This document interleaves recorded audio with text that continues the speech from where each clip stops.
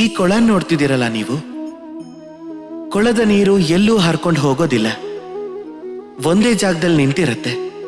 ಅದೇ ಕಾರಣಕ್ಕೆ ಸ್ವಲ್ಪ ಸಮಯ ಆದ್ಮೇಲೆ ಕೊಳೆಯಾಗೋಕ್ ಶುರು ಆಗತ್ತೆ. ಆದ್ರೆ ಹೀಗಾದ್ರೂ ನಾವಿದನ್ ಬಿಟ್ಟು ಹೋಗಲ್ಲ, ನಾವು ಮತ್ತೆ ಇದನ್ನ ಶುದ್ಧ ಮಾಡ್ತೀವಿ. ಕೇವಲ ಇದು ಹಿಂದೆ ಯಾವತ್ತೋ ನಮ್ಮ ದಾಹನ ತಣಿಸಿತ್ತು ಅನ್ನೋ ಕಾರಣಕ್ಕಲ್ಲ, ಆದ್ರೆ ಒಂದು ಕಾರಣ ಇದೆ. ನಾಳೆ ಭವಿಷ್ಯದಲ್ಲಿ ಇದು ನಮ್ಮ ದಾಹನ ತಣಿಸ್ಲಿ ಬಿಡ್ಲಿ, ಆದ್ರೆ ಅಗತ್ಯ ಬಿದ್ದಾಗ ಬೆಂಕಿನ ಖಂಡಿತ ಆರಿಸುತ್ತೆ. ಇದೇ ಥರ ಇರತ್ವೆ ನಮ್ಮ ಸಂಬಂಧಗಳು. ಸಂಬಂಧನ ನಾವು ವರ್ಷಗಟ್ಟಲೆ ಕಷ್ಟಪಟ್ಟು ಬೆಳೆಸ್ತೀವಿ.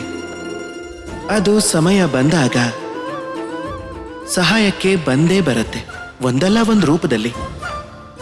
ಅದಕ್ಕೆ ಈ ಸಂಬಂಧಗಳಿಗೆ ಬೆಲೆ ಕೊಡೋದನ್ನ ಕಲೀರಿ, ಸಂಬಂಧಗಳನ್ನ ಜೊತೆಲೆ ಉಳಿಸ್ಕೊಳ್ಳೋದನ್ನ ಕಲೀರಿ. ಈ ಸಂಬಂಧಗಳನ್ನ ಮಾತು ಮಾತಿಗೂ ಮುರಿಯೋ ಕೆಲಸನ ಮಾಡಬೇಡಿ. ರಾಧೇ ರಾಧೇ.